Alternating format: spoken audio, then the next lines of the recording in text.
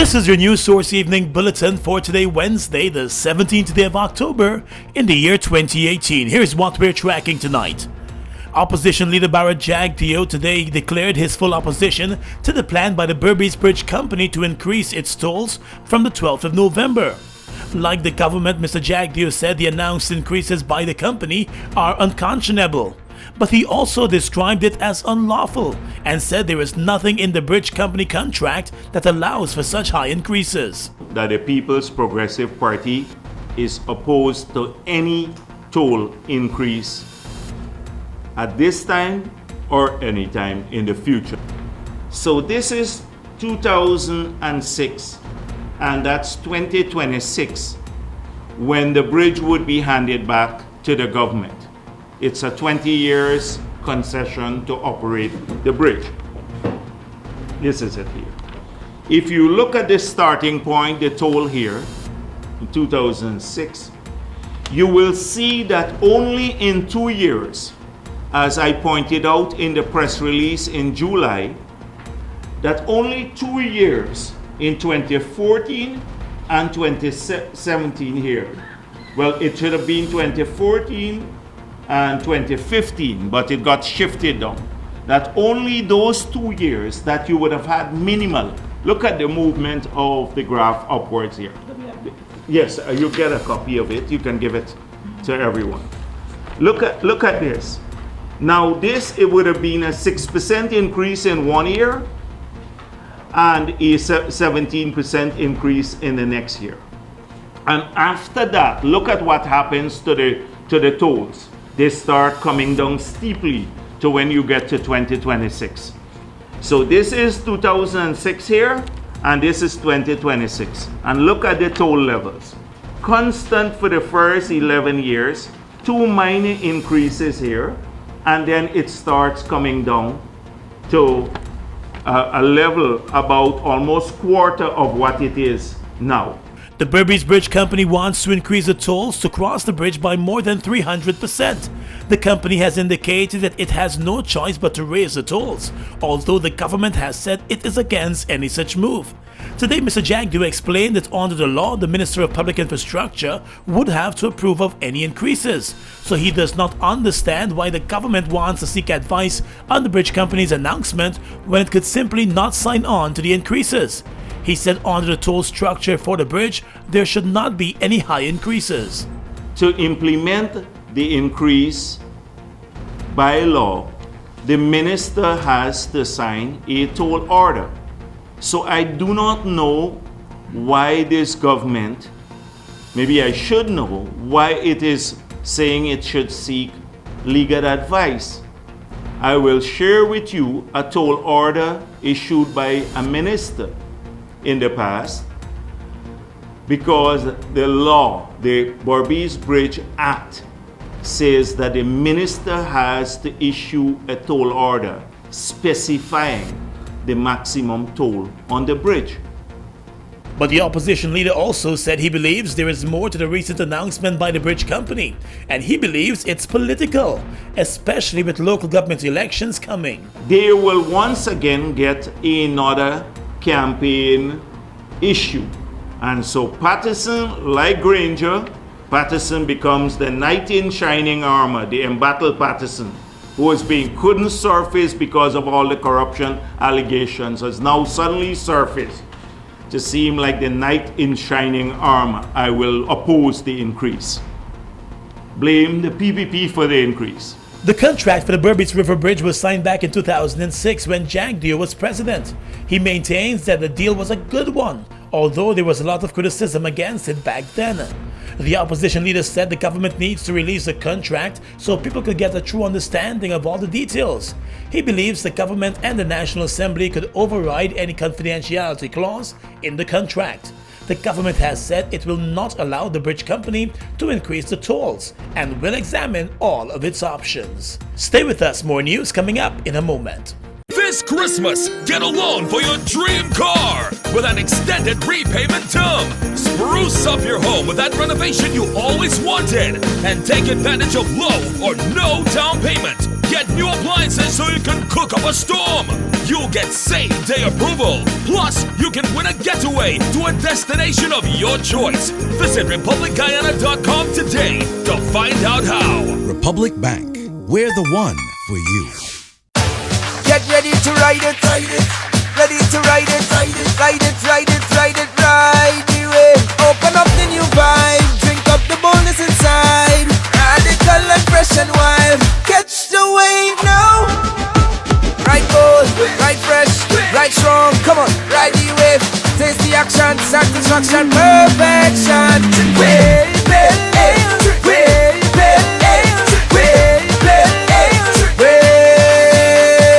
Ride the new wave of excitement sweeping Guyana. Wave Pale Ale, a premium, full-bodied, strong and refreshing alcoholic brew. Crafted to perfection for a bold, young, radical you. Don't settle for anything less. Catch a Wave Pale Ale and ride it today. Wave Pale Ale. Crafted to perfection. Experience our future together at the inaugural Green Guyana Expo and International Small Business Summit, Guyana National Stadium, October 18th to the 20th. Guyana's first of a kind expo supporting the Green State Development Strategy for building the world's first green economy. See and learn how we will protect our environment, preserve our biodiversity, promote the use of renewable energy, and adapt to climate change. The Green Guyana Expo and International Small Business Summit, October 18th to the 20th, Guyana National Stadium, Providence. Start your journey at greenguyana.gov.gy or at Green Guyana on social media. Welcome back.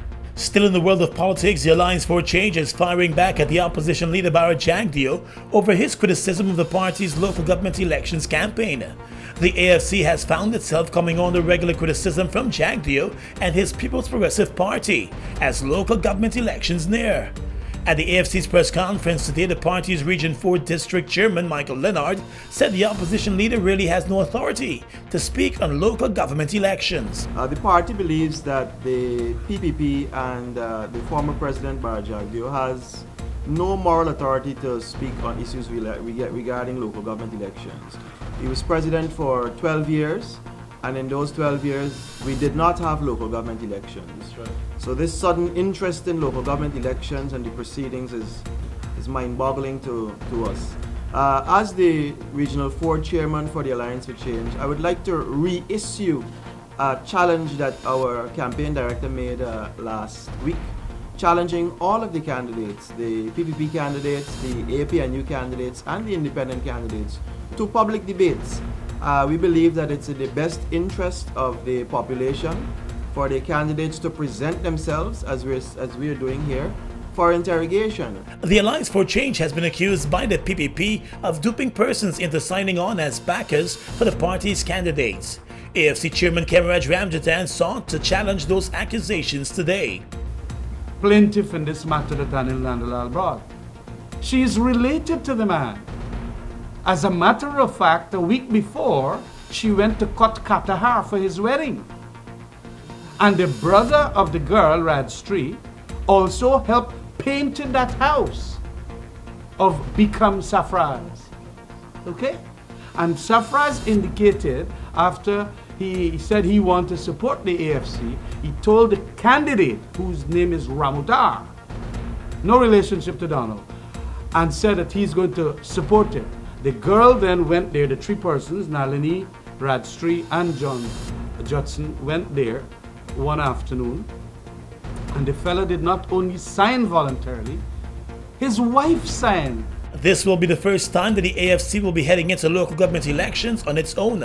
The party has already cut back on the number of areas where it will be contesting the elections. In the world of business right now, Caribbean Airlines is looking to better its service to the Guyana market. The airline's new Chief Executive Officer Garvin Madeira met with the Private Sector Commission today and also held discussions with the Tourism and Hospitality Association. The CEO said the airline is looking to fill many of the gaps that remain in regional travel and is seeking to become a bigger partner for Guyana. And we see it as a start from the perspective of understanding our customer needs, understanding how we need to adapt the service, but we also see it as a start on our push, on our vision to better connect the Caribbean. there's a lot of gaps in regional travel, and we at Caribbean Airlines are taking up the mandate to fill those gaps. But more than air transport, we're also interested in becoming a partner with each of the markets that we work in.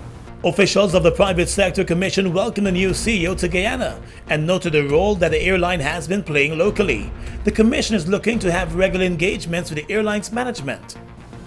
We have engaged Caribbean Airlines and asked the CEO to visit with us today as a day when he will collaborate and engage with the private sector commission and the private sector of Guyana, particularly because we wanted to say thank you. We, Caribbean Airlines have been serving Guyana in excess of 70 years. And Caribbean Airlines have been here with us when other airlines come and they go. Caribbean Airlines have stayed with Guyana, and at times it was the only bridge that we had that connected us with the Caribbean and with the rest of the world. Caribbean Airlines is a household name. It's in the lives of Guyanese. To travel in public and so on, and the imagery needs to be changed. Many people would say negative things, as Captain Gaba indicated, about Caribbean Airlines, but Caribbean has been here for quite a long time. Caribbean Airlines has been plying the Guyana market for a number of decades. Just recently, the airline announced a partnership with other airlines in the region that will see more destinations being offered through joint connections. Well, 2 days after 3 prisoners escaped from the Lusignan jail, a manhunt is continuing for them this evening. The joint services have launched searches in a number of communities, but has so far come up empty-handed. And the prison service has found itself facing more problems after an attempt was made to set the facility on fire 2 nights ago by a number of protesting prisoners. While the situation has returned to a state of calm, the prisoners continue to complain about the conditions they are forced to live under. Today, Public Security Minister Kemraj Ramjatan said the issues are being examined and the authorities are doing the best that they could do under the circumstances. I mean, it is difficult. And if you get some bad people that want to do that to escape and all of that, it's very difficult unless you start making very formidable prisons that can hold them in. Not the ones that we have. I am scared because all our wooden structures, you go to New Amsterdam, you go to Mary, you go to same Lusignan, outside of the holding bay, all of them. Wicked people can do something and then not a conflagration. So we know the difficulties we have. And whatever is going to be said by the international people, I hope, because I went internationally too to ask for a loan. IMF said they don't give loans for prison. World Bank said they're not giving loans for prison. IDB said no way, they don't give loans for prison. Human rights groups have criticized the conditions under which the inmates at Lusignan have to live under. The prison currently houses over 500 inmates. On the police blotters, 6 men who were fingered in a late-night robbery at the Parika Hangout Bar have been arrested and will face charges soon.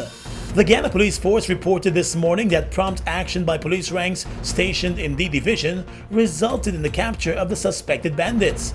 2 of the men were nabbed at Cornelia Ida, while a 3rd was nabbed at the Demerara Harbor Bridge last evening. 3 others were arrested this morning. A number of the stolen items were found in their possession. The police ranks also found 2 unlicensed handguns with matching rounds. The robbery at Parika took place just before 10:30 last evening. According to the police, the men entered the hangout bar and attacked the female owner, while also relieving patrons of their belongings. Their getaway was cut short after they were captured by the police. And finally this evening, a 40-year-old farmer from Yarrow Cabra on the Linden-Susdyke Highway was today charged and remanded to jail for the murder of a 19-year-old man. The accused, Anthony Jones, appeared in court today and was not required to enter a plea to the indictable murder charge. He is accused of stabbing Nyron Vivehouse to death after the youth sought to prevent him from beating his wife. The court was told that on the 13th of October, the accused, Anthony Jones, and his wife were involved in a heated argument. The man became abusive to his wife, and upon seeing that, the youth Nyron Vivehouse decided to intervene and block the man from attacking the woman. In response, the accused left the scene and returned with an axe, threatening the young man. The axe was taken away from him, and it was then that he armed himself with a knife and brutally stabbed the peacemaker to death. The youth was taken to the hospital but was pronounced dead on arrival. In court today, the accused did not have much to say as the charge was read to him. He was remanded to jail and will make his next court appearance later this month. And that's your News Source Evening Bulletin for tonight. Gordon Mosley reporting.